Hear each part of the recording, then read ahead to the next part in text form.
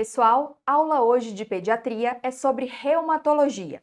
E sobre a temática vamos falar sobre doença de Kawasaki, vasculite por IgA e febre reumática. Iniciando com aquela que em termos de frequência é a mais importante para sua prova, que é a doença de Kawasaki. Ela é uma doença aguda febril. Guardem isso. A febre ela é um sinal necessário para o diagnóstico e para a suspeição diagnóstica. E o que é isso, né? O que é a doença de Kawasaki? É uma vasculite que acomete artérias de médio calibre, a destacar a preferência pelas artérias coronárias. Daí a importância do diagnóstico precoce para realmente prevenir a principal complicação da doença, que é o aneurisma coronariano. Em termos de fisiopatologia, ainda não está bem estabelecido. Tentou-se colocar como um possível gatilho da sua formação uma etiologia infecciosa. E por que eles pensaram na possibilidade de etiologia infecciosa para a doença de Kawasaki? É o acometimento de crianças pequenas. A gente vai ver mais para frente. As manifestações clínicas são muito condizentes com outras viroses, como, por exemplo, conjuntivite, exantema, febre. Porém, algumas evidências falam contra a etiologia infecciosa. Quando a gente olha a doença de Kawasaki, por exemplo, se tem uma criança índice, geralmente a gente não tem outros acometimentos no núcleo familiar, ou na creche, ou na escola. Então, realmente não conseguiu fechar a etiologia infecciosa como gatilho. Mas fato é que existe um plano de fundo de predisposição genética nas crianças que desenvolvem essa vasculite, uma doença febril inflamatória. Conhecendo um pouco mais dessas crianças que desenvolvem a doença de Kawasaki, a gente tem que os acometidos são principalmente as crianças novinhas, abaixo de 5 anos, sendo a média de diagnóstico por volta dos 3 anos de idade. Em termos de perfil, no que diz respeito a sexo, há um predomínio do sexo masculino. E em relação à etnia, a gente aqui vê uma importância assim que se dá nos indivíduos cuja etiologia étnica se vem do ponto de vista japonês. Os descendentes japoneses têm uma maior tendência a ter a doença de Kawasaki. E não apenas aqueles que estão lá no território do Japão, mas em outras localidades geográficas que apresentam essa descendência. Quando a gente fala propriamente das manifestações clínicas, e é a partir daqui que eu falo que há a maior importância para a sua prova, está aqui disposto. A partir de agora, é a hora que você vai ligar aí para ficar bem atento sobre essas manifestações clínicas. E de forma didática, a gente separa a doença de Kawasaki em 3 fases. A primeira fase, a fase aguda, ela se dá ali com duração de 1 a 2 semanas. Em termos ali de patogênese, o que está acontecendo ali naqueles vasos? Tem uma arterite necrotizante neutrofílica. E há um acometimento que começa do endotélio e, a depender da gravidade, progride, podendo acometer toda a parede do vaso. É nessa fase aguda que a gente tem os principais sinais, características clínicas que dizem respeito da doença de Kawasaki. Então, a ideia é, na fase aguda, já fazer a suspeição, o diagnóstico, para que não haja evolução das fases e principalmente para que haja uma redução da chance de desenvolvimento do aneurisma de artéria coronária. E esse aneurisma, quando ocorre, geralmente é nessa fase subsequente, na fase subaguda, em que ali em topografia arterial a gente já tem a alocação de linfócitos, eosinófilos. Essa fase subaguda tem uma duração média de 3 semanas. E quais são as características clínicas para além da formação do aneurisma que eu já falei? Nós veremos mais adiante que uma das manifestações clínicas da doença de Kawasaki é o acometimento de extremidades. Lá na fase aguda, geralmente é no sentido de edema, eritema. Aqui na fase subaguda pode acontecer descamação dessas extremidades. Quando a gente olha para o laboratório, uma característica comum, frequente, é uma trombocitose que se mostra pronunciada de chamar a atenção.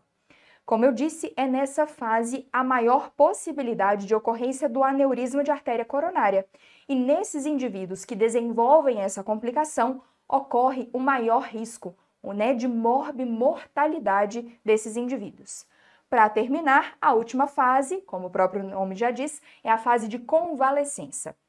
e ela dista aí do início da doença de 6 a 8 semanas. Como o próprio nome já sugere, a gente tem uma resolução dos sinais clínicos que se manifestam e a gente fala do fim dessa fase quando há a normalização do VHS. Agora, adentrando no que é mais cobrado nos enunciados, a gente vai falar das manifestações clínicas da fase aguda, que vão nos sugerir o diagnóstico. E aí a gente começa com o sinal cardinal, a febre. Todas as vezes que vocês estiverem fazendo prova e a criança, especialmente se for novinha, estiver com um quadro febril para além de 5 dias, eu peço encarecidamente que vocês lembrem dessa aula. Pensar na doença de Kawasaki e, a partir desse indício da febre, buscar os outros elementos que vão nos propiciar fechar o diagnóstico da doença de Kawasaki. Então, para além da febre, existem grandes 5 características clínicas que vão nos ajudar a fechar o diagnóstico do Kawasaki. Para começar, a gente vai falar das alterações em membros, que a gente já deu um spoilerzinho no último slide que a gente falou um pouquinho sobre a descamação. Aqui, na fase aguda, as características são essas aqui que estão em tela. A gente vê, né, um pezinho, uma mãozinha inchadinha, mais vermelhinha. Essa é a característica da fase aguda. No decorrer da fase da doença de Kawasaki, para a gente fixar bem, ocorre uma descamação periungueal na fase subaguda. Gente, não é uma manifestação aqui agora, mas eu quero aproveitar essa deixa da descamação para falar uma coisa que pode ser importante no seu enunciado. Às vezes, para a gente pensar na doença de Kawasaki, além dessas manifestações clínicas clássicas, eles trazem outros elementos que nos auxiliam para realmente pensar, não, realmente o autor da questão quer que eu pense em Kawasaki. Lá na fase aguda, pode ocorrer uma descamação perineal, inguinal, em topografia de fraldas, tá bom? Só para a gente aproveitar essa deixa da descamação para pontuar isso também. Continuando nas manifestações clínicas clássicas para a doença de Kawasaki, a febre, que é o cardinal, para além das alterações de extremidades, a gente tem erupções cutâneas, o exantema polimorfo, porque ele pode se manifestar como características maculopapular, escarlatiniforme, e geralmente a distribuição tem um padrão específico, geralmente com predomínio em tronco e região inguinal. Outra característica clássica da doença é propriamente a alteração em topografia labial e cavidade oral. Quando a gente olha os lábios, pode haver, como está aqui disposto na foto, a fissura labial. Além disso, uma característica muito importante na vida que a gente vê em termos de frequência, quanto também nos enunciados, é a descrição de uma língua muito avermelhada, que é descrita como em framboesa ou em morango. A gente também pode encontrar uma hiperemia de orofaringe, que pode colaborar também. O que eu quero chamar a atenção aqui? Às vezes, o enunciado pode falar assim para vocês. A criança apresenta eritema labial, fissura labial e língua em framboesa. Quando a gente for fazer o somatório dos critérios para o diagnóstico, tanto a fissura quanto a língua em framboesa ou em morango são contabilizadas como um único ponto, porque dizem respeito a esse tópico aqui, alteração em lábios e cavidade oral. Combinado? Então não é para roubar no diagnóstico. Todas as vezes que um desses elementos aqui disposto no slide aparecer, eu contabilizo como sendo um critério, a alteração em lábios ou cavidade oral. Progredindo, a gente pode ter ainda linfadenopatia cervical, que é caracterizada como sendo unilateral, com linfonodos medindo para além de 1,5, e a hiperemia conjuntival bilateral sem exudato, que é a grande característica dessa conjuntivite. Aqui nos slides, em azul e em roxo, a gente deixou aquilo que é mais importante. Mas nesse slide eu quero trazer alguns elementos que podem estar associados aos quadros, aos contextos clássicos, que são frequentes e que às vezes a banca pode colocar para vocês. E são elas: dor abdominal, diarreia e vômitos. Uma expressiva maioria, cerca de 60% dos pacientes, no pródromo, podem ter alterações do ponto de vista gastrointestinal, que decorre daquele status inflamatório sistêmico, a destacar então dor abdominal, diarreia e vômitos. Outras manifestações que podem coincidir com aqueles quadros clássicos: Renault, artralgia ou artrite, disfunção hepática, então a necessidade de avaliarmos as transaminases, hidropsia da vesícula biliar, uma irritabilidade que muitas vezes decorre da meningite asséptica, que vem realmente do status inflamatório, que é exuberante. Pode ocorrer perda auditiva neurosensorial, uretrite, mas essa uretrite não é infecciosa, então geralmente laboratorial é no sentido de uma piúria estéril. E ali, em topografia da vacina da BCG, a gente pode ter uma flogose, sinais flogísticos associados, que também vêm desse status inflamatório exacerbado em vigência da doença de Kawasaki. Essas foram as manifestações clínicas e agora eu quero chamar a atenção da complicação mais temida, uma vez que é ela que confere mortalidade nesse indivíduo, que é o aneurisma coronariano.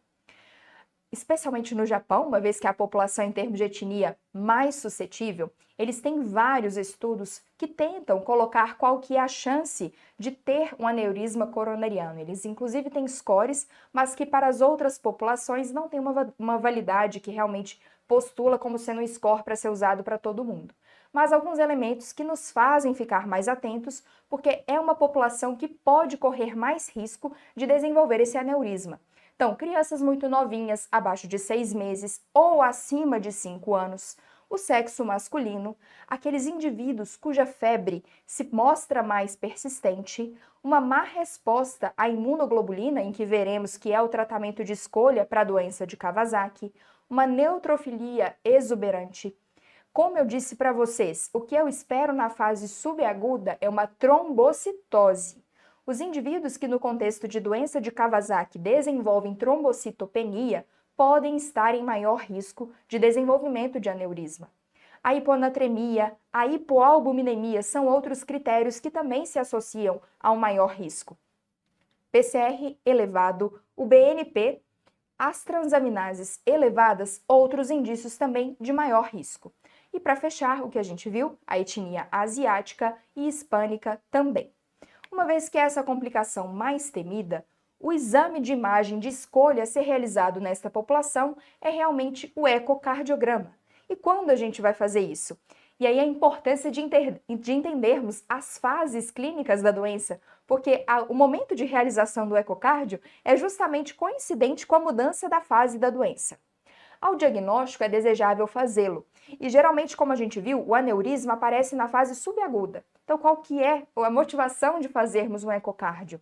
Ainda na fase aguda, a gente pode ter alterações do ponto de vista cardiovascular. Geralmente, a gente tem uma miocardite pronunciada. Então, ao fazer o ecocardio ao diagnóstico, primeiro, eu tenho uma referência da criança, né, para eu fazer a comparação do Z-score ali do diâmetro daquela coronária. E além disso, eu posso ter evidências de fase aguda, como a miocardite. Ali, entre 2 e 3 semanas, como a gente viu, a criança estará na fase subaguda. Então, é nesta fase aqui a maior possibilidade de ocorrência do aneurisma. Daí a importância de fazer nessa fase. E por fim, eu faço ao final da fase de convalescença, para realmente ter certeza que essa criança não desenvolveu nenhuma alteração do ponto de vista de dilatação coronariana. Gente, eu estou falando dessa periodicidade das crianças que não apresentaram alterações. A partir do momento que o eco é anormal, se a criança tem uma clínica exuberante de manifestação de febre sustentada, recorrência dos sintomas, eu farei esse ecocardio de uma forma mais frequente. E o que vai ditar a frequência? A gravidade da alteração encontrada, e ela vai ser ditada pelo cardiopediatra, então fiquem tranquilos. Geralmente, eles querem que a gente saiba a periodicidade da criança que não desenvolve a normalidade. Uma vez que, desenvolvido o eco anormal, quem vai ditar, e aí tem uma questão toda da subespecialidade, é a cardiopediatria, e realmente eles não entram nesses pormenores, beleza? Entrando então no diagnóstico, com esse rol de informações que a gente fez, a gente chega no slide que eu acho que é o mais importante desta aula. O diagnóstico da doença de Kawasaki, ele é clínico. Beleza? Gravem isso. Não existe nenhum laboratorial com sensibilidade e especificidade necessário para fechar o diagnóstico. Eles podem ser elementos que endossam, mas não fecham. E qual que é o critério cardinal? Essa aula, com certeza, vocês não vão esquecer disso, que eu já falei umas 3 vezes, né? É a febre. A febre que dura pelo menos 5 dias é o critério ali pontapé para pensar na doença de Kawasaki, ele tem que estar presente.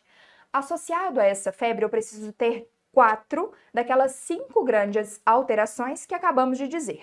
Então, eu preciso de ter pelo menos 4 dos seguintes: alteração em membros, o exantema polimorfo, a hiperemia conjuntival não exudativa, alterações labiais ou em cavidade oral e a linfadenopatia cervical.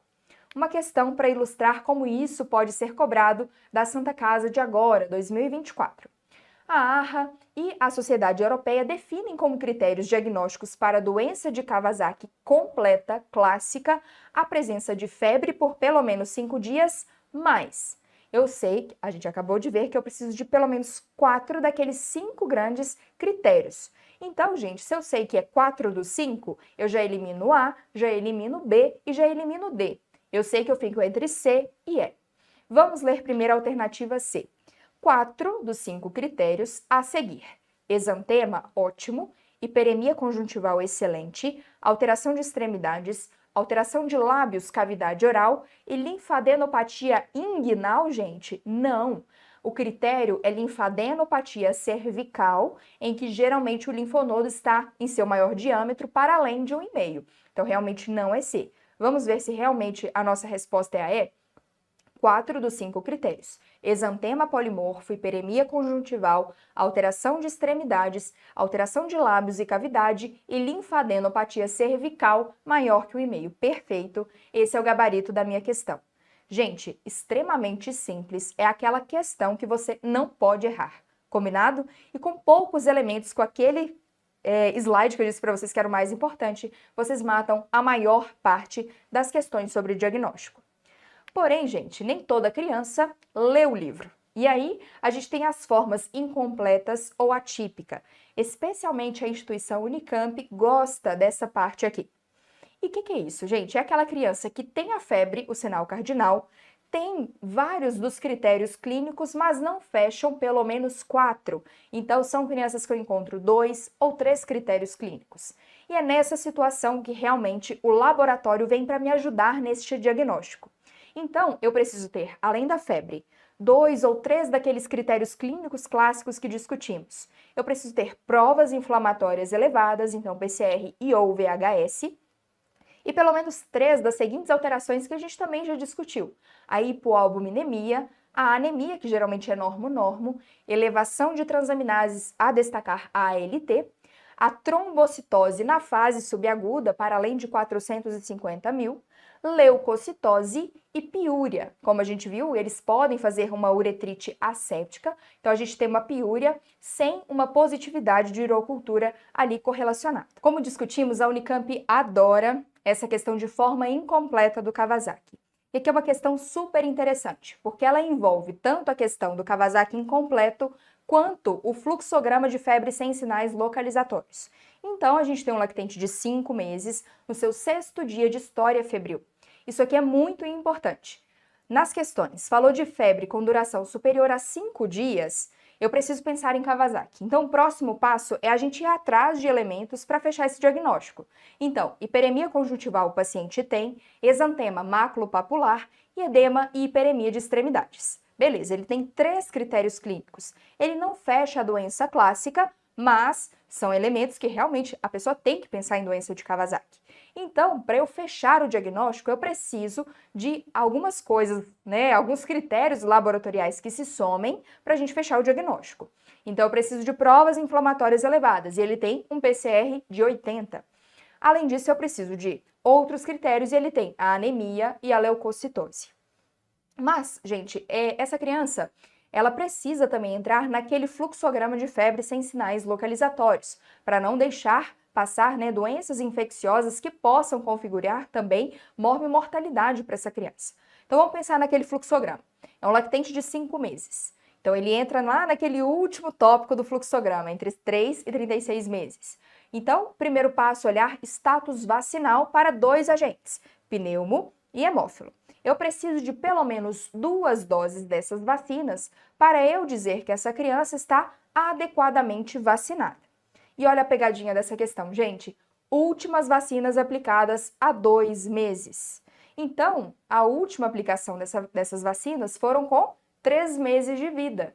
Então, ele não tem pelo menos 2 doses contra o pneumo ou hemófilo, beleza? Então, pela vacinação, ele já é considerado um alto risco. faço a avaliação urinária desse paciente, porque ele está na faixa etária de risco, e ali ele coloca que o sedimento urinário sem alterações. Eu preciso progredir, então, para hemograma, e eu vejo leucocitose para acima de 20.000 com neutrofilia, desvio à esquerda. Então, eu preciso fazer o quê? Avaliação de raio-x. Eu posso estar diante de quê? Uma pneumonia oculta. E ele já me fala, radiografia de tórax sem alterações. O que eu não consegui excluir para essa criança? A gente não conseguiu excluir a bacteremia oculta. Então, ele precisa coletar uma hemocultura e isso se justifica com certeza. Então, diante desse raciocínio, olha que questão bonita. A pessoa que fez está de parabéns. Eu achei ela muito emblemática. Então, a gente vai atrás de qual alternativa está correta. A hipótese de Kawasaki incompleto não se justifica, gente? Pelo contrário, a gente acabou de ver, né, que se justifica sim. Vamos para B, então. Hipótese de Kawasaki incompleto se justifica sim, a partir da coleta de exames laboratoriais? Excelente. Então, eu acho que essa realmente é a nossa resposta. Mas vamos negar as demais.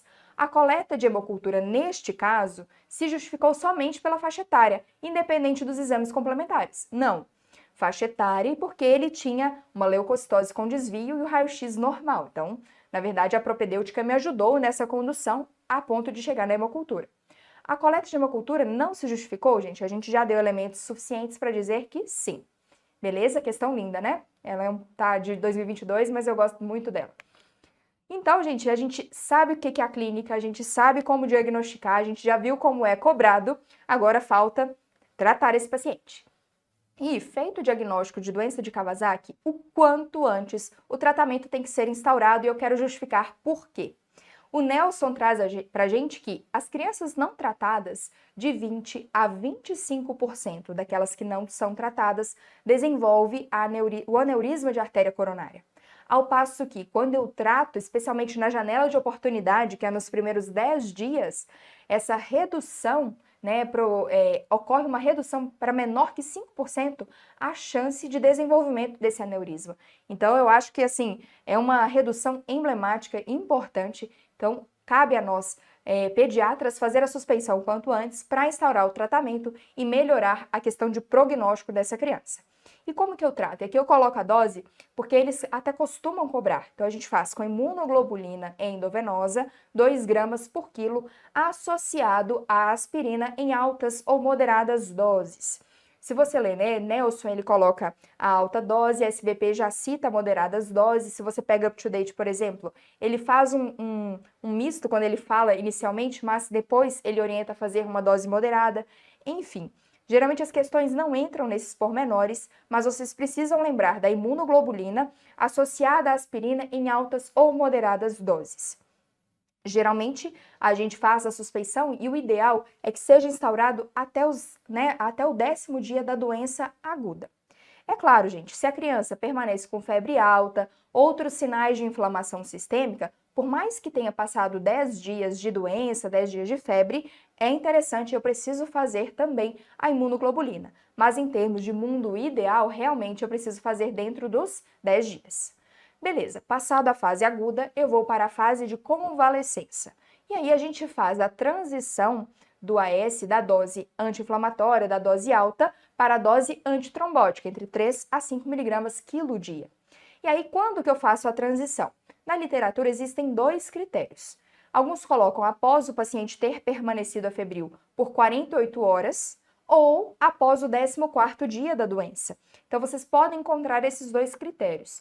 Eu não vi nenhuma questão que entre nesse pormenor, fiquem tranquilos, mas é importante que vocês saibam que posteriormente, até terminada a fase de convalescença, então 6 a 8 semanas do início da doença, se a criança não desenvolve em nenhum momento alteração de ecocardio, a gente faz essa transição da dose antitrombótica.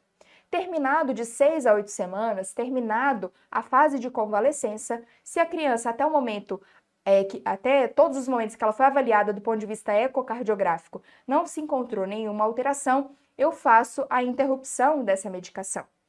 Ao passo que, se em qualquer momento foi visto uma alteração do ecocardio, essa criança permanece, inclusive em alguns momentos podem ser necessários a inclusão de outras medicações, mas eu nem vou entrar para não confundir vocês, quem vai ditar isso é o cardiopediatra a partir do Z-score, a partir da gravidade da dilatação dessa coronária, então fiquem tranquilos, isso geralmente não é cobrado. Como que é cobrado então? Vamos ver essa questão. É da Santa Casa, eu trouxe ela também um pouco mais antiga, porque além de falar da dose, como é cobrado, ela nos permite andar um pouquinho pelos diagnósticos diferenciais. Então a gente tem uma paciente de 18 meses, admitida no pronto-socorro infantil, com história de febre há 8 dias. Lembra o que combinamos? Febre acima de 5 dias, eu vou atrás dos outros elementos. E ela tem exantema em tronco, e aqui uma coisa interessante que essa questão nos traz. Nem sempre, gente, as manifestações clínicas estarão presentes ao mesmo tempo. Às vezes, né, o exantema apareceu no início da doença, mas desapareceu, agora estou com conjuntivite. Então, a importância de ativamente perguntar a essa mãe: mãe, nesses últimos dias, a criança apresentou manchinha no corpo? Como é que ficou o olhinho? Você percebeu alteração na mãozinha, no pezinho? Então, busque ativamente as grandes manifestações do Kawasaki. Então, essa questão é boa por isso também, para nos recordar. Por quê? Essa criança começou com exantema em tronco nos 2 primeiros dias do quadro, sem outras queixas.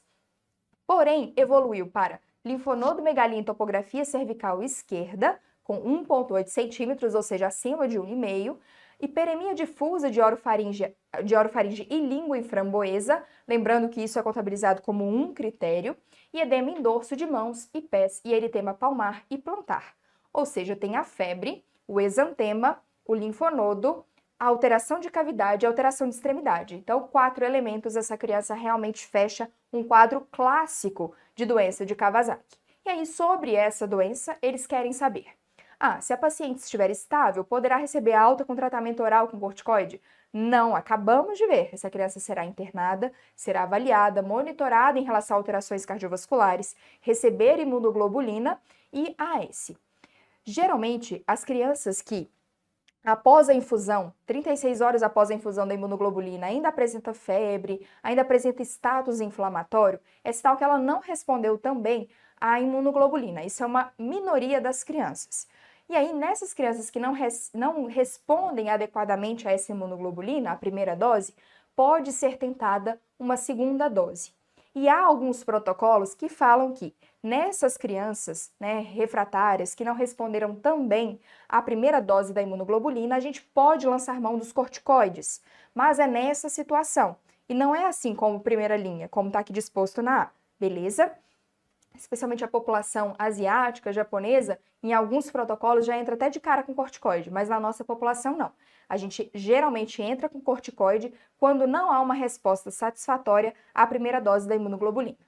B. A evidência descrita no quadro clínico são sinais ali de escarlatina, gente? De jeito nenhum. A gente viu que tem elementos suficientes para doença de Kawasaki. C. O tratamento com imunoglobulina humana endovenosa em dose única em 2 gramas por quilo será instituído, preferencialmente até o 10º dia da doença febril, reduzindo a incidência de lesão coronariana. Perfeito, maravilhoso, com certeza essa é a minha alternativa. Vamos negar as demais. A síndrome de ativação macrofágica é uma complicação frequente dessa doença. Gente, não. A síndrome de ativação macrofágica é uma complicação frequente da artrite idiopática juvenil forma sistêmica, que tem alguns elementos constitucionais, mas que não ditam, né, todos esses que estão aqui dispostos, pelo contrário, são outros. Tem o acometimento articular, que aqui nem está disposto, então não é a B. A introdução de antibiótico com amox para pacientes podem levar à erupção cutânea. Aqui eles querem que a gente pense em mononucleose. E não, né? Esse paciente tem alterações suficientes para que a gente pense em doença de Kawasaki, beleza? Gente, sobre doença de Kawasaki, eu falei aquilo que é mais importante. Dentre as doenças, eu acho que é aquela que é mais cobrada, mas geralmente são questões fáceis. Então, aprendam, porque com certeza vocês garantirão pelo menos uma questão aí em pediatria que pode ser a diferença para vocês. Respirem, pausem, quem precisar aí de um tempo, porque a gente agora vai para vasculite por IgA, a antiga púrpura de Renox online, que dentre as vasculites primárias é aquela mais comum da infância. E diferente lá da doença de Kawasaki, que o acometimento era de médios vasos, aqui na vasculite por IgA é um acometimento de pequenos vasos. E o que é importante a gente entender? E cada vez mais tem aparecido termos mais aprofundados. Quando a gente olha essa vasculite, ela é do tipo leucocitoclástica com deposição de IgA. Meu Deus, o que a Laura acabou de falar? A deposição de IgA até que faz sentido, uma vez que o nome atual, né, dessa condição é vasculite por IgA. E a lesão, essa vasculite, decorre dessa alteração. E o que significa leucocitoclase? Na inflamação, inicialmente, o neutrófilo, após haver, né, a degranulação, ocorre uma deposição do núcleo na parede do vaso, e isso é chamado leucocitoclase. Daí, quando a gente olha esses vasos, é chamado de vasculite leucocitoclástico com deposição de IgA. Por que eu trouxe isso? Vocês vão ver que as questões têm cobrado, né? Na maldade não, viu, gente? E geralmente, onde são os sítios de acometimento dessas vasculites? Gravem, por quê? Aí fica fácil. Uma vez que eu sei onde as vasculites ocorrem, eu sei o quê? Prever a manifestação. Então, a vasculite pode ocorrer na pele, articulação, trato gastrointestinal e glomérulo. Correto? Partindo, então, a característica clínica da criança que vai me apresentar a vasculite por IgA. Essa condição pode ocorrer em qualquer faixa etária e em qualquer etnia, mas 90% dos casos, né, ocorrerá na população pediátrica entre 3 e 10 anos. Há um predomínio de acometimento do sexo masculino e as etnias mais envolvidas são a população branca e asiática. Há a ocorrência de uma sazonalidade, uma maior percepção de vasculite por IgA de diagnóstico no inverno e na primavera.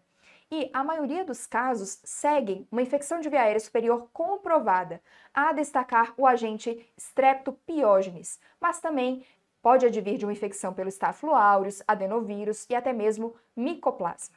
Beleza? Então, sugere-se um gatilho infeccioso, que aqui está mais claro do que da doença de Kawasaki, em crianças suscetíveis do ponto de vista genético, e aí o envolvimento de plano de fundo é muito importante, porque a gente percebe que a vasculite por IgA, ela ocorre mais em pacientes com outros acometimentos, como, por exemplo, doença autoinflamatória. Esses pacientes são mais suscetíveis, sugerindo um pano de fundo aí de uma desregulação imune que favorece com que essas crianças desenvolvam a vasculite por IgA. Começando então por aquilo que é importante, como que eu vou ter as manifestações clínicas? E aí eu vou atrás daquilo que a gente acabou de discutir. Eu vi que a vasculite se dá preferencialmente em pele, articulações, TGI e rim.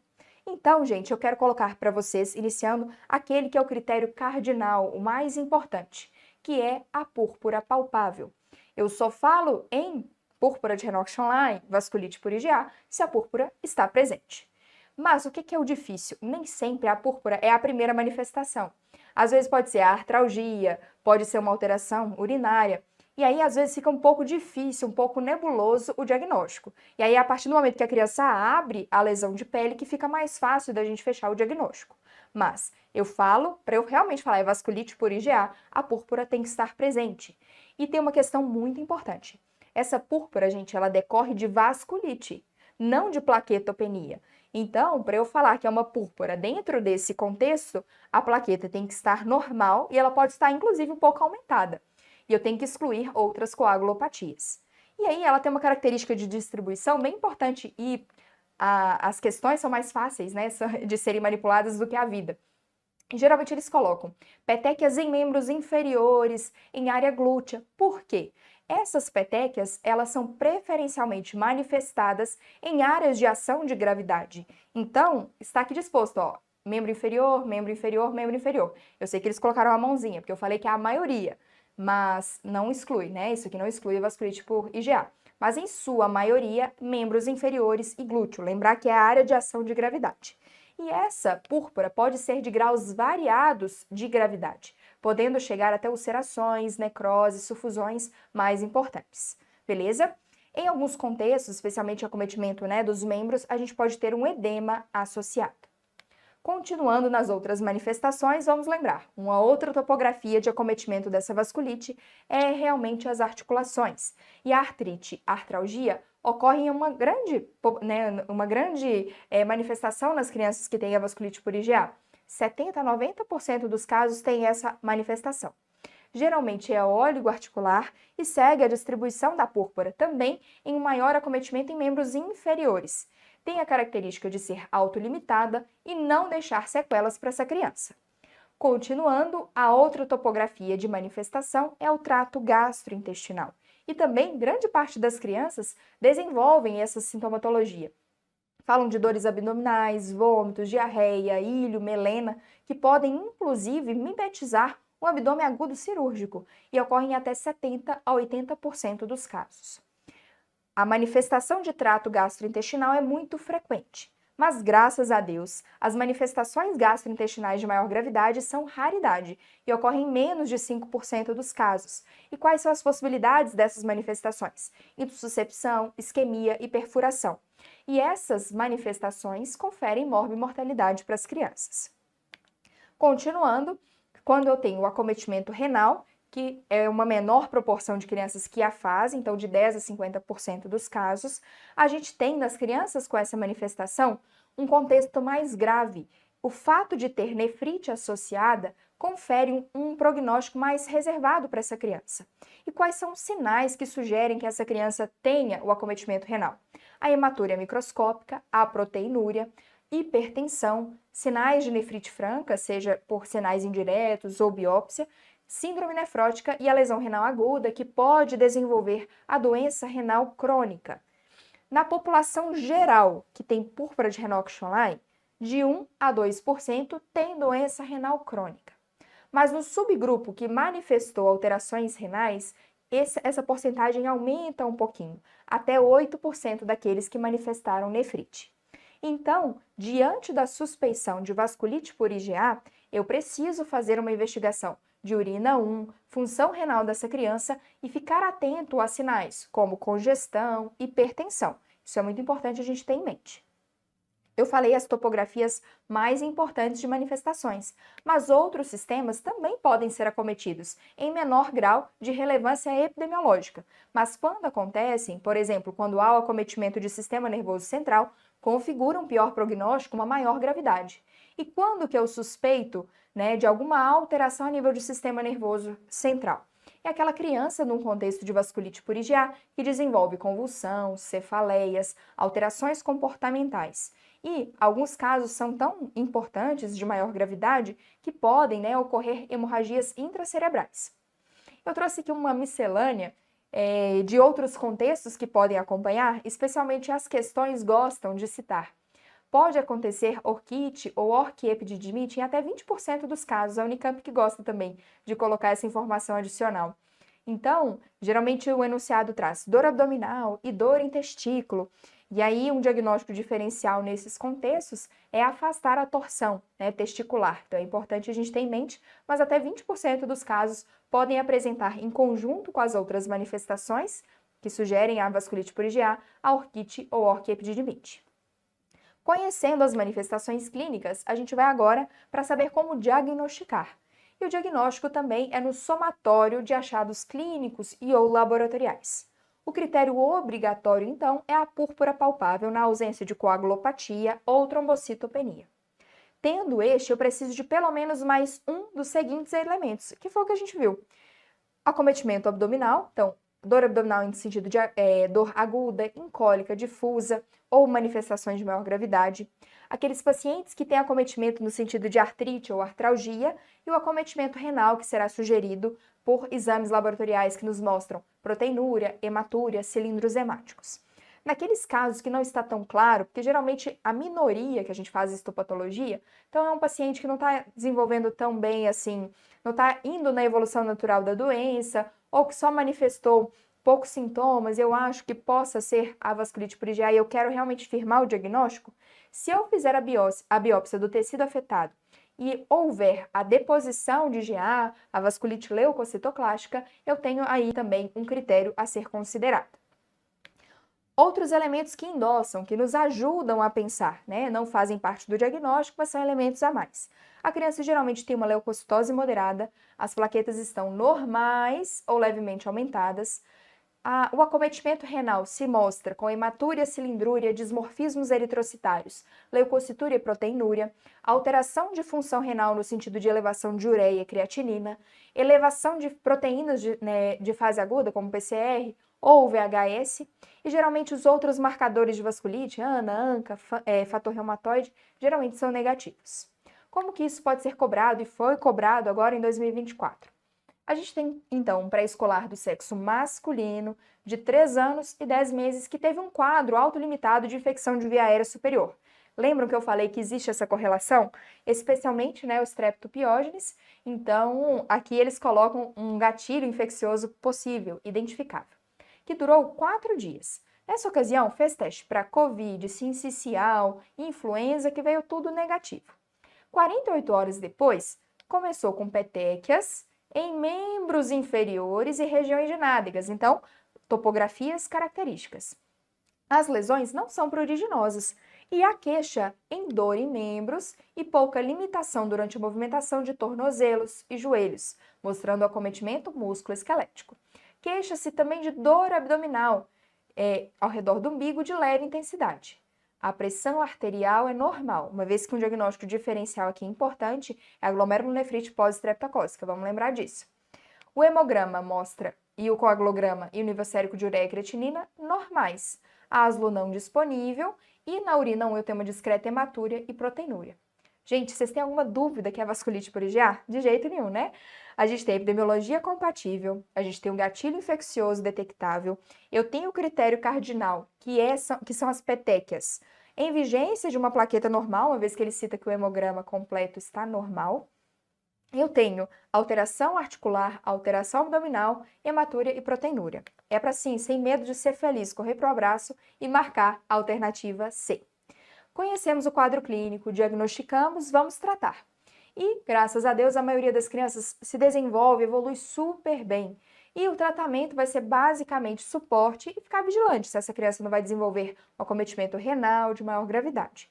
Então, o suporte, ele é focado em nutrição adequada, hidratação e analgesia. Então, as crianças que precisam por causa da dor abdominal ou articular, a gente pode fazer uma analgesia básica. A gente pode lançar mão da corticoterapia quando eu tenho contextos de maior gravidade. Então, uma criança que tem um envolvimento de TGI mais importante, uma dor abdominal intensa que compromete a ingesta de líquidos, estado geral, quando eu tenho hemorragia digestiva, intussuscepção. Quando a manifestação dermatológica é bem importante, no sentido de ulceração, necrose de pele, quando ocorre alteração em outros leitos vasculares configurando maior gravidade, como hemorragia pulmonar, alteração do sistema nervoso central. Nestes contextos, eu posso lançar mão da corticoterapia. Detalhe importante: a corticoterapia não previne o acometimento renal ou em contextos de maior gravidade. Então, não existe sentido nem indicação de fazer o corticoide no sentido de prevenir. Eu só instauro nos contextos que já se mostram de gravidade. Eu faço com a prednisona ou prednisolona, 1 mg/kg por dia, de 1 a 2 semanas. E eu faço o desmame paulatino, não porque não é nenhuma dose tão alta, geralmente não suprime o eixo adrenal, mas é para evitar o rebote da doença. Uma vez que se eu faço uma retirada brusca, os sintomas podem ter um rebote importante, beleza? Como que isso já foi cobrado, então, também uma questão de 2024. Esse foi um ano que o pessoal adorou cobrar vasculite por IgA. Eu trouxe outras instituições, Unicamp é sempre, USP é frequente e outras instituições também esse ano mostraram essa tendência. Então, a gente tem um paciente de 5 anos, feminino, que veio com seus pais devido à história de lesões purpúricas em membros inferiores. Lembra a topografia característica? Cerca de 10 dias antes, a criança havia apresentado um resfriado, o gatilho infeccioso que geralmente eles trazem. Ela se apresentava hipocorada, com as lesões cutâneas purpúricas, maculopapulares eritematosas, petequias e equimoses, predominantemente em membros inferiores. Tinha também dor e edema em tornozelos. Tinha uma anemia, uma leucocitose com discreto desvio para a esquerda, plaquetas normais, aumento de PCR e de VHS e o exame de urina normal. Gente, não tem dúvida também, essa criança tem vasculite por IgA. Então, acerca disso, o que a gente precisa marcar como certo? Deve-se iniciar o tratamento com corticoide? Gente, ela não tem nenhum critério de gravidade. A gente faz analgesia para essa dor em tornozelo e caso ela evolua com alguma alteração gastrointestinal de maior importância, alteração, né, renal de maior importância que ela nem tem, aí eu penso na possibilidade de introduzir. Mas neste momento, nenhum critério, apenas suporte. B. As manifestações articulares deixam sequelas incapacitantes? Não, a maioria autolimitada benigna. Vou pular C. As plaquetas normais indicam melhor prognóstico? Não, gente, a plaqueta estar normal ela é um critério diagnóstico. Para eu pensar em vasculite, ela precisa estar normal. Então, não é que ela vai indicar o melhor prognóstico, é um critério diagnóstico, beleza? C.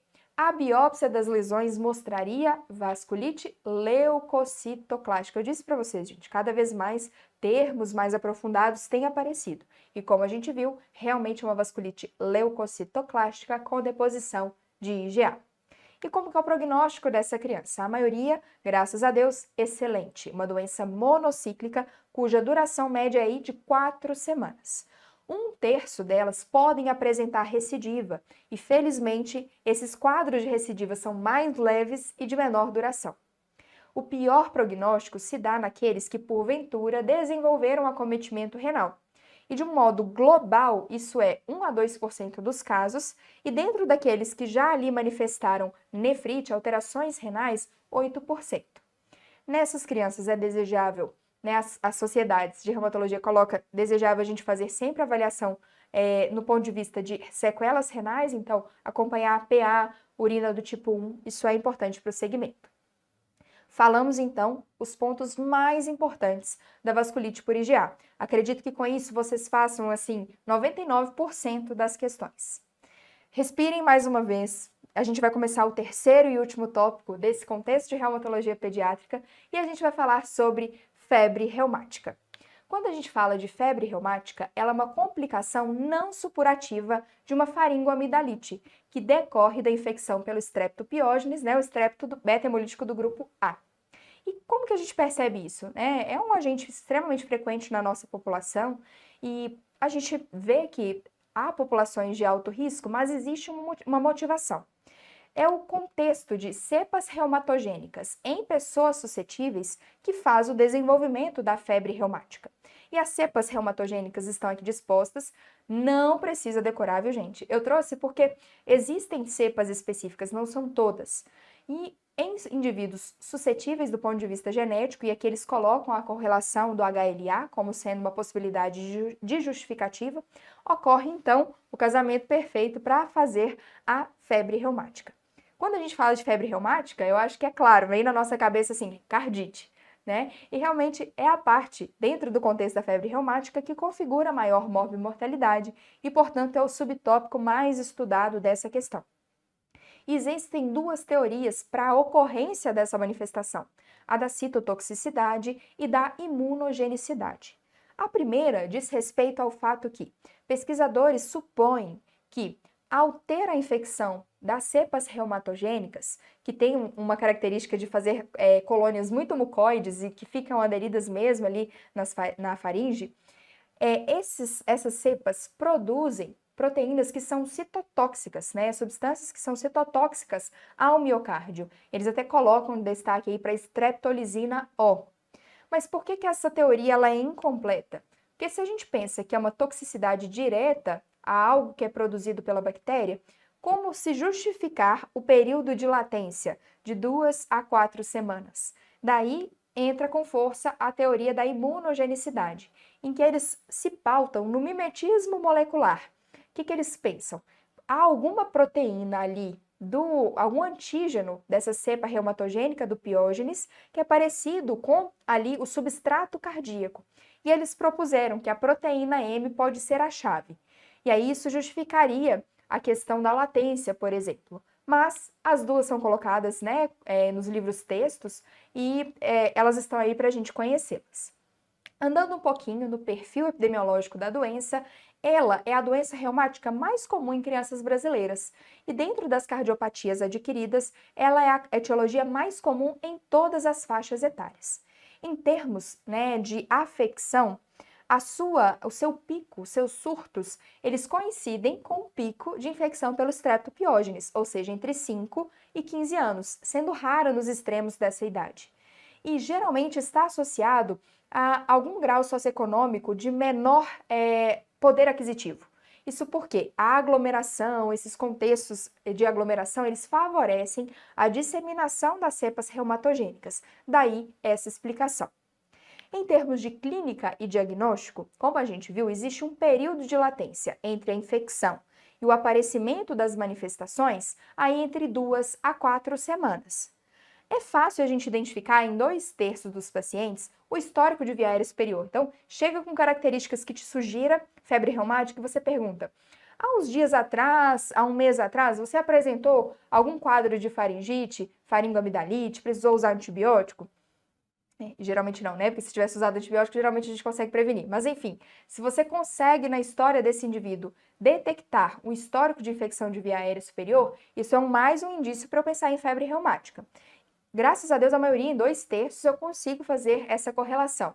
Mas em até 1/3 pode ser que não fique tão evidente esse histórico de infecção de via aérea superior. Jones, em 1944, propôs alguns critérios, até configurando critérios maiores, menores, que podem nos ajudar a fechar o diagnóstico. E ele pauta o critério diagnóstico em sinais maiores, menores e evidência de infecção pelo estreptococo. Em 2015, a AHA fez uma atualização no sentido a discriminar populações de alto e baixo risco para favorecer esse diagnóstico. E essa é a segunda tabela mais importante. Na verdade, fica empatada. Essa tabela é muito importante para a nossa aula. Então, pausem, fixem, vejam com carinho. E aí, então, Jones traz critérios maiores, critérios menores e a comprovação da infecção estreptocócica. Essa comprovação da infecção ela é importante. Primeiro, eu busco o indício na anamnese, a gente viu que até 2/3 nos trarão esse histórico de infecção de via aérea superior, e eu fecho nessa questão estreptocócica quando eu faço a cultura de orofaringe positiva para esse agente, ou teste antigênico, ou aumento dos títulos de anticorpos contra o estrepto do grupo A. Beleza, é assim que eu faço a comprovação da infecção. Como que eu fecho, então, os critérios do ponto de vista de manifestação clínica, ou de sinais, ou de laboratório que me ajuda? Dentre os critérios maiores, eu tenho cardite, artrite, eritema marginado, nódulos subcutâneos e a coreia de Sydenham. Dentre os critérios menores, eu tenho artralgia, a febre, elevação de reagentes de fase aguda e o eletro. Beleza, citei aqui como um todo, e vocês viram que tem alguns asteriscos, e eu quero explicar um pouco melhor. Em 2015, a AHA fez algumas atualizações. Então vamos começar com a primeira atualização, que diz respeito à cardite.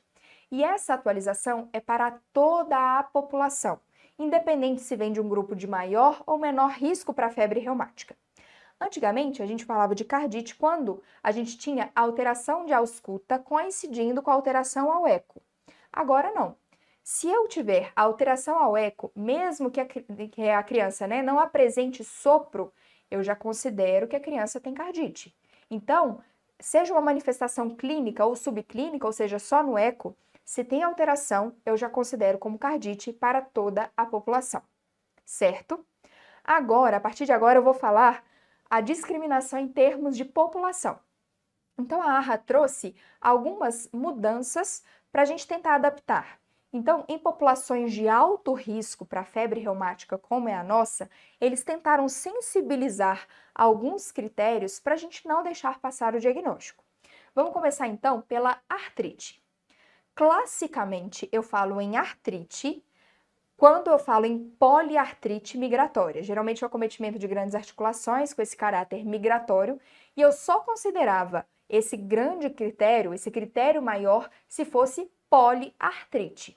Em 2015, a AHA trouxe a atualização que, na população de alto risco, para não deixar passar ninguém, a gente poderia considerar a monoartrite ou até mesmo a poliartralgia. Então, essa veio uma atualização da AHA de 2015. Outra atualização nos critérios menores. Quando a gente fala de artralgia, na população de baixo risco, e classicamente era considerado a poliartralgia. Então, a pessoa que apresentava múltiplas dores, mas eu olhava, não tinha sinais flogísticos que configurasse artrite propriamente. Então, no critério clássico, na população de baixo risco, deve ser a poliartralgia. artralgia. Ao passo que na população de alto risco, a monoartralgia eu já considero um critério menor. E vamos lembrar, na população de alto risco, a poliartralgia já é um critério maior, beleza? Um outro critério que sofreu adaptação foi a febre. Na população de baixo risco, eu considero acima de 38,5, na população de alto risco, acima de 38. Outra questão que também teve adaptação foi a avaliação da elevação de reagentes de fase aguda. E o PCR, ele não muda, independente do risco da população, mas o VHS sim. Na população de baixo risco para febre reumática, eu considero um VHS elevado quando ele está acima de 60, ao passo que na população de alto risco eu reduzi um pouquinho o corte. Eu já considero o VHS elevado acima de 30. Ponderações importantes.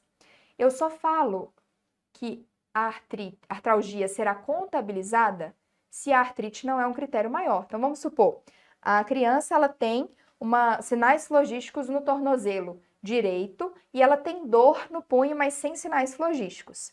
Como a artrite já foi considerada um critério maior, eu não considero a artralgia, perfeito? O mesmo ocorre aqui em relação ao ECG. Se a cardite já foi configurada como um critério maior, eu não contabilizo alteração no ECG, combinado? Essa é a parte assim mais importante para a gente conhecer, para a gente ter uma noção. Conheci quais são os critérios maiores, os menores e como comprovar a infecção estreptocócica. Como que eu fecho o diagnóstico em termos de contabilização desses critérios? Então, a comprovação da infecção estreptocócica eu preciso para todo mundo, independente daquele método que eu mostrei para vocês, que são aqueles 3 disponíveis. Em termos dos critérios, eu falo em diagnóstico quando eu falo de comprovação da infecção e 2 critérios maiores, ou comprovação da infecção e 1 maior e 2 menores. Vou repetir porque isso é importante. Eu fecho o diagnóstico de febre reumática quando o paciente tem a comprovação da infecção estreptocócica. E 2 critérios maiores, fecho o diagnóstico. Ou, quando ele comprova a infecção, tem 1 maior e 2 menores, eu também fecho o diagnóstico. Nos quadros recorrentes, ou seja, nas infecções subsequentes que geram a recorrência da febre reumática, eu tenho uma adaptação.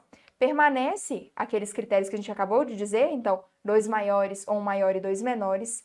E na população de alto risco, eles colocaram para a gente não perder ninguém, a possibilidade de fechar o diagnóstico na ocorrência de 3 menores e a infecção estreptocócica anterior. Combinado? E a gente tem algumas condições que a gente fala especial. E aqui eu destaco a coreia de Sydenham. O que acontece, gente? A coreia de Sydenham, a gente daqui a pouquinho vai ver, ela tem um período de latência muito grande entre a infecção e a sua manifestação. Então, nem sempre a gente vai conseguir correlacionar a infecção estreptocócica com um quadro clínico. Então, a partir do momento que eu tenho a coreia de Sydenham, eu fiz o diagnóstico, ela sozinha já me define a febre reumática. Por quê? Dentre as causas de coreia na infância, a coreia de Sydenham é a mais importante e há altíssima correlação com a febre reumática. Então, eu vi uma criança, especialmente se ela vem de uma população de alto risco e tem coreia de Sydenham, pronto, fecho o diagnóstico aqui. Tem uma outra característica nas populações de alto risco. Como a gente viu, a febre reumática é a etiologia de cardites adquiridas mais importantes. E, infelizmente, nem sempre a gente consegue ter um acompanhamento adequado dessa criança. Então, às vezes, lá na fase aguda ali, da faringite, depois manifestações que pudessem sugerir a febre reumática, talvez passou batido. E essa criança desenvolveu cardite. Então, vamos supor que é uma criança que vem de uma população de alto risco, chega no meu consultório, eu não consigo estabelecer outros elementos, mas eu fiz uma investigação e eu não consigo encontrar outra justificativa para aquela cardite, eu posso pensar que se trata de uma cardite indolente advinda de uma febre reumática, beleza? Adentrando então nas manifestações clínicas de maior importância, a gente vai começar com a artrite, que pode estar presente em até 75% dos pacientes com febre reumática, e é a forma mais frequente e precoce da apresentação. Classicamente, nas populações que a gente vê, ela é poliartrite migratória, com acometimento de grandes articulações. E uma característica expressiva é a resposta aos salicilatos. Então, essa é a caracterização da artrite clássica da febre reumática. A coreia de Sydenham ocorre em 10 a 15% dos indivíduos. Como eu disse, é um período de latência bem importante. Como que eu identifico a criança com a coreia de Sydenham? É uma criança com labilidade emocional, que apresenta ali uma piora do desempenho escolar, uma piora da caligrafia, a alteração dos movimentos finos, a presença de movimentos involuntários, caretas, que propriamente configuram a coreia, e estes movimentos pioram ao estresse e melhoram no sono. E, apesar de muita pessoa achar diferente, esse acometimento neurológico geralmente não deixa sequela nenhuma.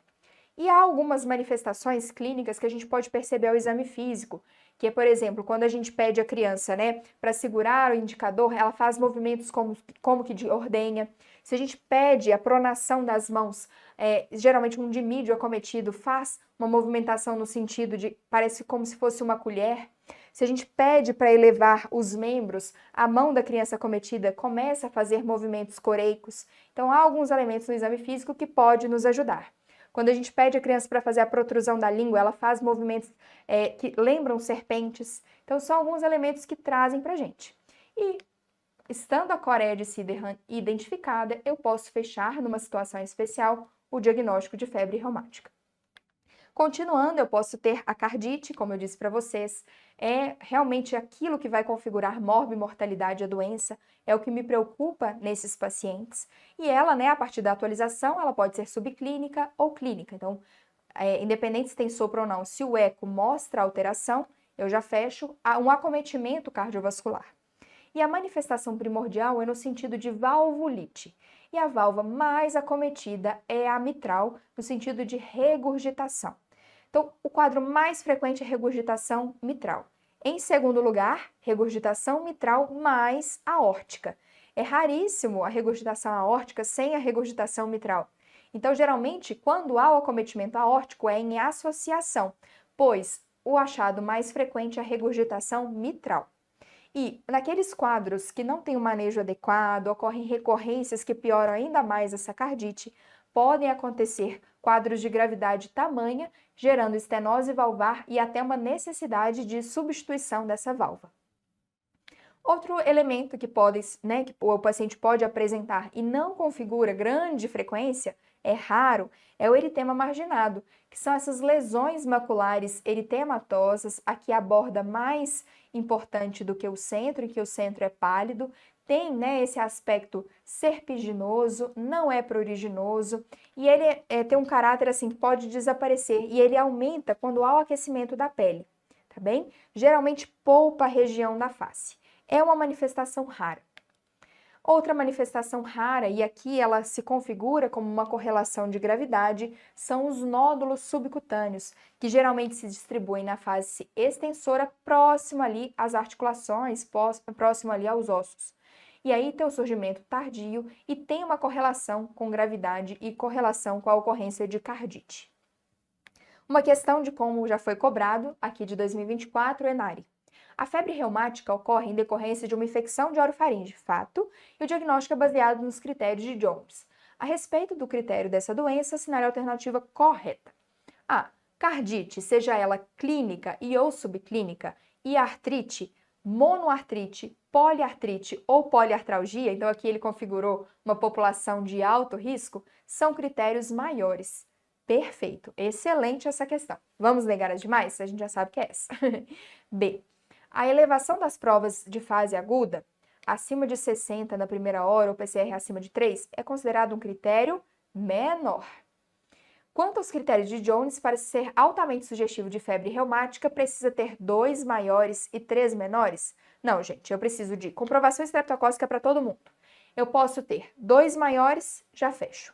Ou então, para além da comprovação, tendo 1 maior e 2 menores, aí sim eu posso fechar o diagnóstico, beleza? Os 3 critérios menores, eles podem ser usados na população de alto risco na recorrência. Então, não é assim. D. Alargamento do espaço PR no eletro e nódulos subcutâneos são critérios menores. Não. O nódulo é um critério maior. Coreia e febre são considerados maiores? Não. A febre é considerado menor. Então, realmente, alternativa A. Diagnostiquei, já sei como se manifesta, vou tratar. Primeiro ponto. erradicação da cepa desse estrepto que é reumatogênico. E existe a proposição que a ideia é fazer prevenção primária. Então, realmente diagnosticou uma faringoamidalite bacteriana, eu preciso fazer o tratamento adequado. E o Nelson traz que, instaurando esse tratamento até 9 dias, eu posso fazer a prevenção primária. E, independente da forma de apresentação, seja ali aguda, ou se já tem um tempo, seja a coreia, a gente faz a aplicação da penicilina para todo mundo, independente da forma de apresentação da febre reumática.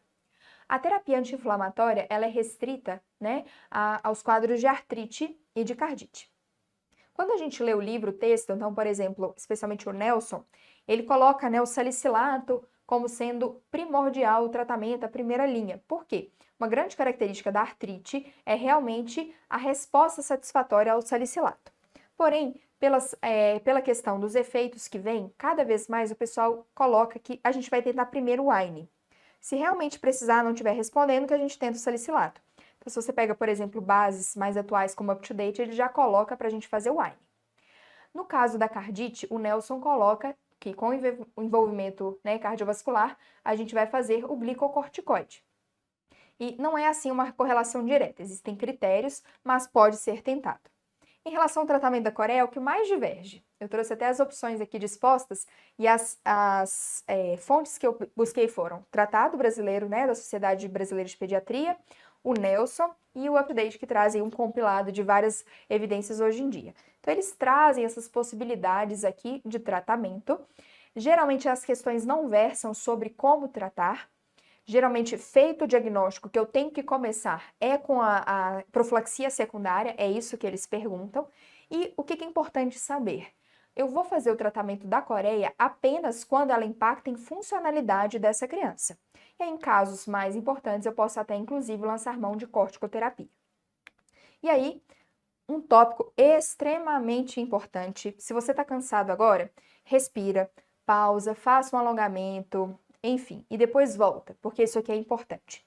A profilaxia secundária, ela é importante e é recomendada para todos os pacientes com diagnóstico da febre reumática. Seja a criança que está lá com coreia, que já tem um período de latência maior, ou então a criança que eu diagnostiquei precocemente, todos têm indicação.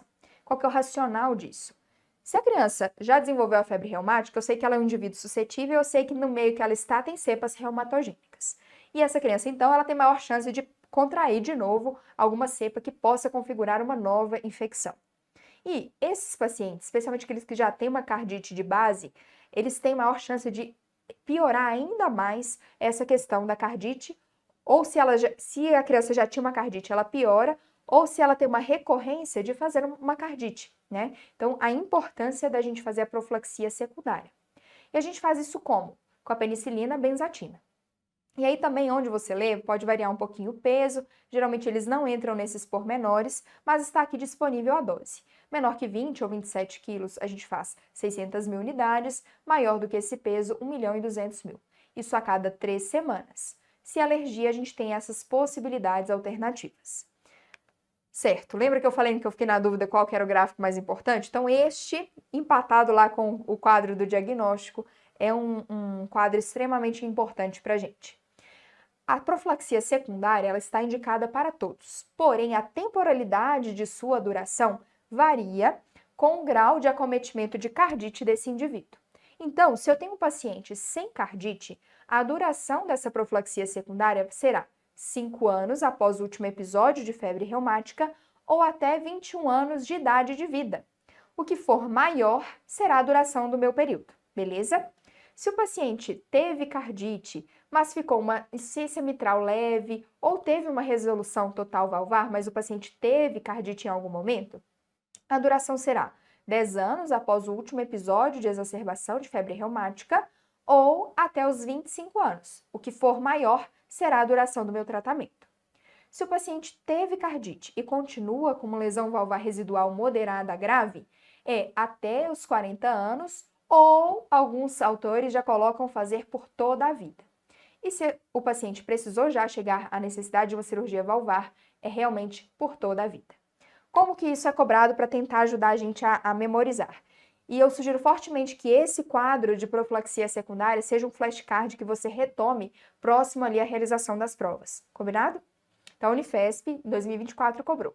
Um menino de 9 anos, há 1 ano, apresentou quadro de febre, poliartrite aguda migratória e cardite. Então, ele teve um critério maior e outro maior. Então, 2 ele já teve. Com velocidade de hemossedimentação aumentado, já tem um menor e evidência de infecção estreptocócica. Então, realmente, esse menino não tem dúvida, ele configurou elementos para febre reumática.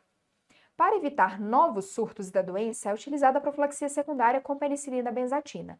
O tempo de realização será definido a partir de qual critério, gente? A partir do comprometimento cardíaco.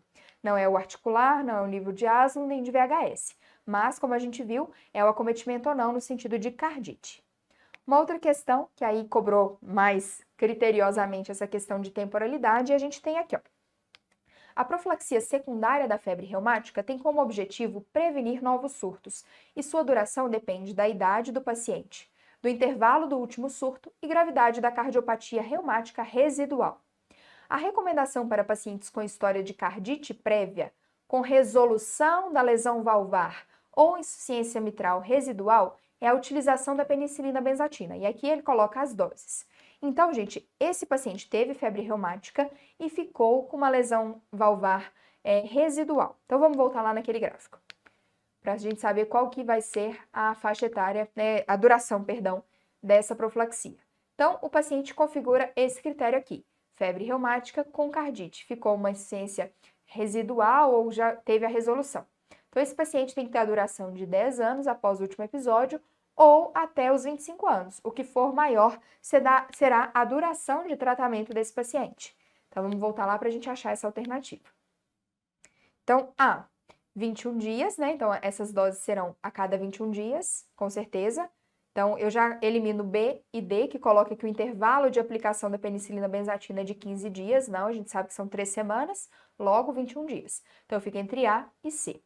Aqui ele coloca, né, a gente quer 10 anos ou 25 anos, tá aqui na alternativa A, eu não marco C porque ele manda fazer até 40 ou por toda a vida. E não, a gente viu que realmente, como ele ficou com uma lesão valvar residual, a gente não precisa manter, né, por todo esse tempo, mas sim como está disposto na alternativa A. Bom, gente, essa foi a aula sobre reumatologia pediátrica. Espero realmente ter ajudado vocês. De coração, o que está aqui disponível é o que você precisa para responder as suas questões. Não deixe de fazer flashcards, não deixe de fazer questões, especialmente febre reumática, que tem critérios mais chatinhos. É com a questão que a gente realmente consolida o que está aqui disposto.